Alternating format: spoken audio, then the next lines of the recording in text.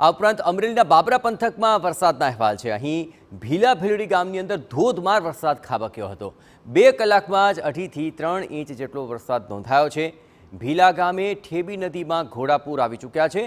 અહીંના ભીલા ભીલડી ગામે ચેકડેમ છલકાઈ ઉઠ્યા। લાઠી પંથકમાં ધોધમાર વરસાદના મળી રહ્યા છે અહેવાલ। લાઠીના હરસુરપુર તેમજ ઉપરવાસમાં ધોધમાર વરસાદ વરસ્યાના અહેવાલ સાંપડી રહ્યા છે। લાઠીની ગાગડીઓ નદીની અંદર પૂર આવી ચૂક્યું છે।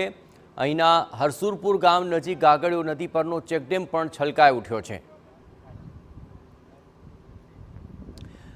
અમરેલીના સાવરકુંડલા શહેર અને ગ્રામ્ય વિસ્તારોના વાતાવરણમાં પલટો જોવા મળી રહ્યો છે।